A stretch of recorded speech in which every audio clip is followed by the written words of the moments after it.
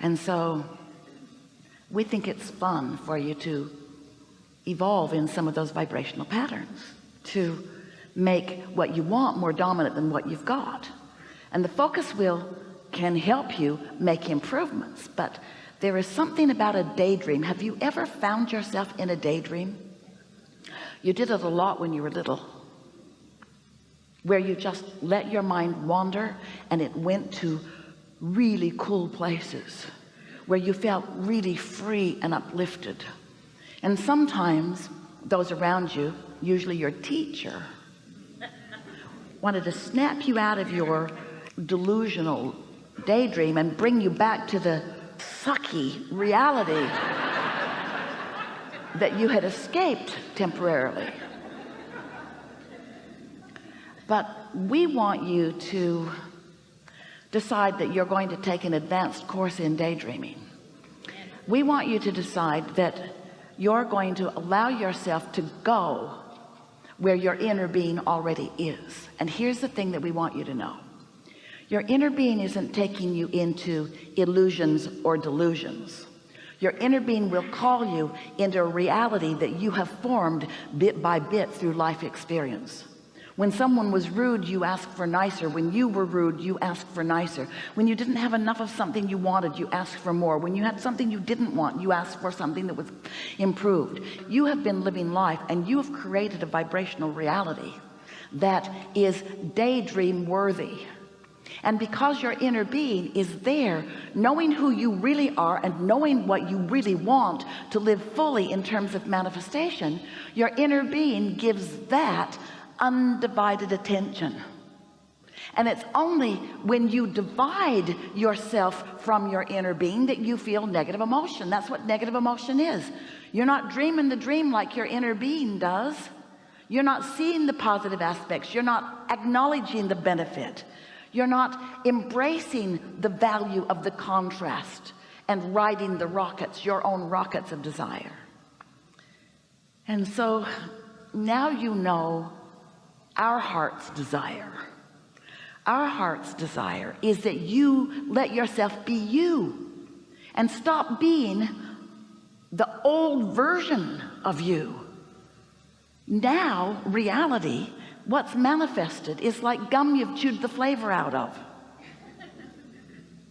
There's so much more. We want eagerness to come over you. We want you to think about the things that you want. When you think of travel, we want you to no longer kill the first thought of it by saying it's expensive, or airlines aren't what they used to be, or there's too much traffic on the highway, or there's too much construction. Because while some of that is true, most of it has no relationship to the thrill of getting out into the world that you still want. You see, when you stumble across the thought of financial freedom just for a moment, and you feel the lift or elation that comes with that sort of fleeting thought, fleeting only because you kill it with logic. Where am I going to get that kind of money? How am I going to ever be in a place where that could come to me?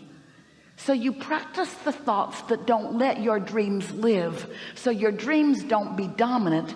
Your current bank account is.